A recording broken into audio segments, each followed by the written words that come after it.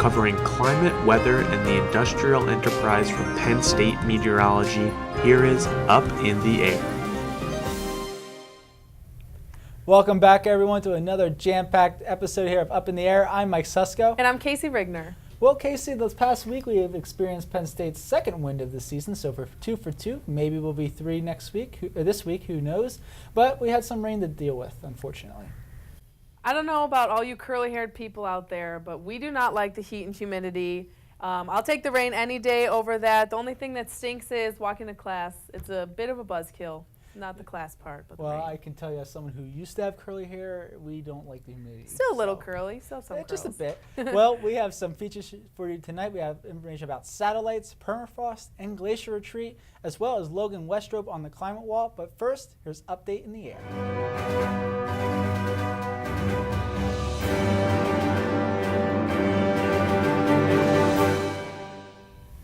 The lower glacier in Canada's Kluane National Park has suffered from the summer heat. Throughout a short 4-day period in July, satellites captured loads of snow melting from the glacier from the previous winter. NASA released these photos of the frozen water in light blue and melted water in dark blue, showing just how much snow melted from July 22nd to July 26th under unusually high temperatures of 84 degrees Fahrenheit, which is 17 degrees higher than average for this area. Water from the melted snow collected in a 25 square mile slushy lake known as a snow swamp. Merely 2 weeks later, this water completely evaporated. Melting snow isn't good for glaciers because the light snowy surface reflects sunlight back into space. Without this snow, the darker ice absorbs the heat, which in turn promotes more rapid glacier retreat. A new study using sediment samples from the Sea of Okhotsk on the eastern coast of Russia, led by AWI researchers, revealed that the loss of the Arctic permafrost at the end of the last glacial period led to repeated sudden increases in carbon dioxide or CO2 concentrations in the atmosphere. Climate scientists are worried that as permafrost melts, more erosion will occur. Exposing the permafrost and allowing it to melt quicker, the permafrost in the ground remains frozen all year round to up to 700 meters. Trapped in this frozen soil is dead biomass, which is mostly plants and gases. When the permafrost thaws, bacteria degrades the ancient biomass and their metabolisms release greenhouse gases into the air, the carbon dioxide and methane gas, in addition to the gases that are already trapped in the soil and in the atmosphere.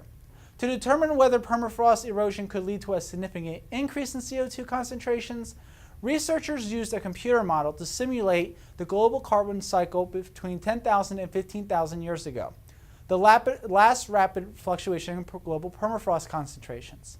The results of the study showed that permafrost can contribute up to 50% of additional carbon dioxide into the atmosphere, and about 16,000 years ago, up to a quarter. The AWI team revealed a process that could become reality as the permafrost rapidly erodes as the Arctic warms. California's Shasta Trinity National Forest was burning out of control last Wednesday after traveling through 58 square miles of timber and brush. The roaring wildfire shut down a portion of Interstate 5 near the California-Oregon border as it burst in size. Crews of people on Saturday scrambled to prevent flames from reaching the rural communities. The sky was so dense with smoke due to cloud coverage preventing circulation that aircraft that was to drop water and retardant was temporarily prohibited due to the low visibility for pilots. Because of this, firefighters had to work twice as hard on the ground in rugged terrain and excruciating temperatures. The fire destroyed thousands of trees that could fall onto the highway that traversed the entire west coast from Mexico to Canada. Interstate 5 became a ghost road after the fire turned hills on either side into walls of flame.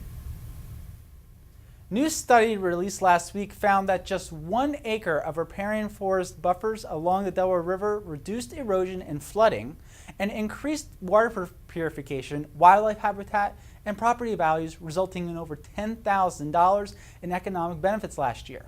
What in the world is a riparian buffer, you may ask? Well, it is a vegetated area along a stream that helps shade and protect the stream from adjacent land uses. The study was prepared by Econ Northwest for the Delaware River Keeper Network. The report shows that the economic benefit of the riparian buffer far surpasses the cost of the maintenance. The $10,000 per acres is benefits that are monetized, with additional non-monetized benefits expected to only increase this total. Maya Van Rosman, the leader of the Delaware River Keeper Network, states, combined with the ecological benefits from the protected riparian zones, strengthening our buffers is one of the most important efforts we can make to simultaneously strengthen our economies while protecting and restoring our cherished aquatic ecosystems. Antarctica, the most desolate and inhospitable place on Earth. Its remoteness makes it difficult for scientists to study the oscillations of ice and water levels.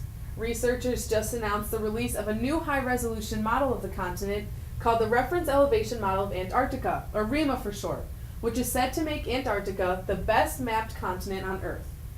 Due to the warming climate, seasonal changes are becoming more severe, so the need to understand the loss of ice is crucial. Previous maps had the capability similar to seeing the hole in Central Park. Now, the new data allows us to see down to the size of a car. The data is so precise that scientists now know the height of every feature on the continent down to a feet. How amazing is that? Dr. Ian Howitt, the project's principal investigator and professor of earth sciences at Ohio State University, said, "If you're someone that needs glasses to see, it's a bit like almost being blind and putting on glasses for the first time and seeing 20/20. National Ocean Recreation Expenditure Survey recently released the first of its kind study for NOAA.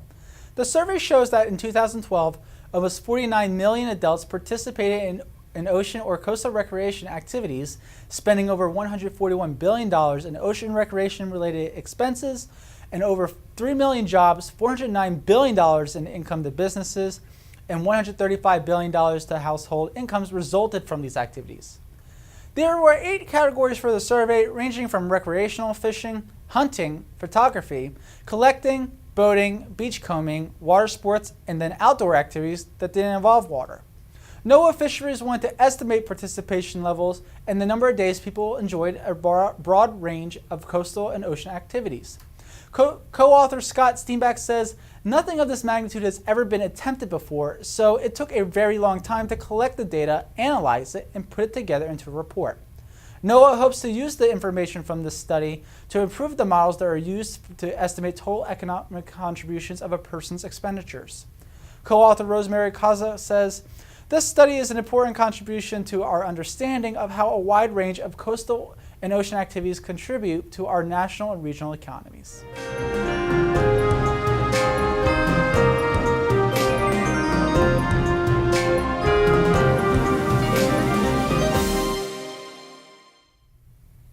Welcome back to the show. We now have a feature on how storms are being named other than tropical cyclones and hurricanes by Vivian Rennie and Ryan Schultz. Hugo, Wilma, Irene, Ivan, Katrina. When these names come up, you think devastating tropical storms. What do you think of when you hear names like Argos, Blanche, and Callie? These are some of the names of this past winter's biggest storms. The National Weather Service has been naming tropical storms since 1954. It wasn't until the 2012-2013 winter season when winter storms began to be named. Winter Storm Athena started it all as the Weather Channel compiled a list of winter storm names for the 2012-2013 season. As a new storm is first developing, meteorologists at the Weather Channel observe the candidate system up to a week in advance. As the storm becomes more and more likely to occur, a conference call is made to discuss the meteorological and societal factors that could produce this winter storm and determine if that storm should be named or not. During the 2013-2014 winter season, the Weather Channel implemented IMPACT winter storm naming tool. IMPACT stands for Integrated Meteorological Population Area Calculation Tool.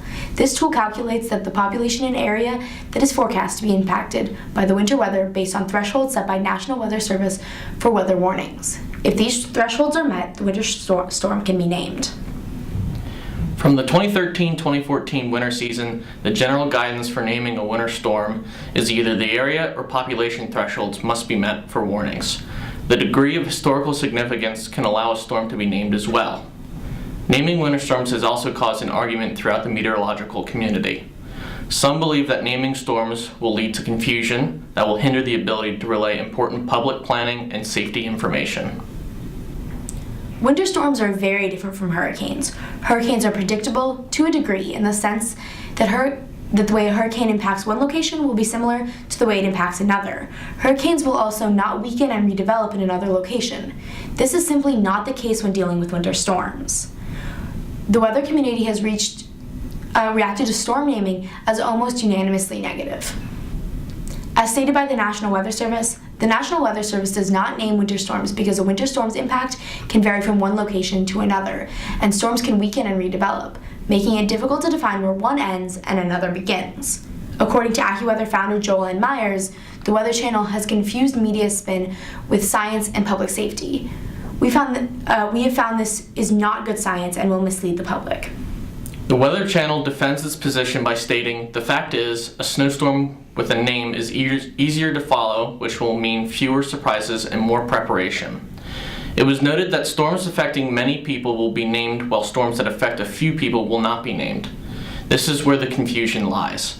A small town can be devastated by a storm that was not named because it did not affect enough people. Whatever side of the argument you are on, this technique is still new and certain to change over the next couple of years. For Up in the Air, I'm Ryan Schultz. And I'm Vivian Ray.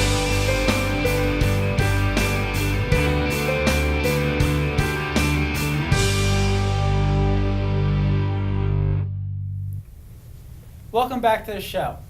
So Kasey, we've been stuck in a humid, wet pattern the last couple of weeks, keep flipping back and forth between the two. I don't know about you, I am ready for fall and for those leaves to finally change over. Me too. Fall is my favorite season. We're in Pennsylvania. We have the beautiful mountains. I'm ready for the leaves to change colors and the holiday season to start. All right, well, let's see if those fall leaves are about to change. Logan Westrope is at the climb wall. Logan, are we going to continue to see this wet pattern, or are we finally going to get a taste of fall? You know, Mike, over the first week of September, actually, we saw some dry and hot weather, but I think that we might see a return of some above normal precipitation. I'll have more details on that in just a few moments for the mid-September. But currently, right now, for September 13th for today, our average high in State College is around 74 degrees. Our average low dropping into the mid-50s at 55 degrees. Our record high was set back in 1896 with a high around 96 degrees, and our record low set back in 1925 at 35 degrees. Now, taking a look at our temperature outlook for the time period of September 18th to the 24th, let's zoom into the southwest of the United States. We're going to still continue to see some above normal temperatures that we've seen all summer long, and very hot weather as well. September looks to be rather hot to continue. As we look towards our north in Michigan and Wisconsin, we're still going to see some below normal temperatures from what we usually see this time of year, just a few degrees cooler in those regions. Up towards our area, State College, we're still going to see some above normal temperatures. We're just seeing a few degrees above from what we see in the mid 70s, so we could see anywhere from the upper 70s to lower 80s. The further south you go towards I-95, we are going to still continue to see some above normal temperatures,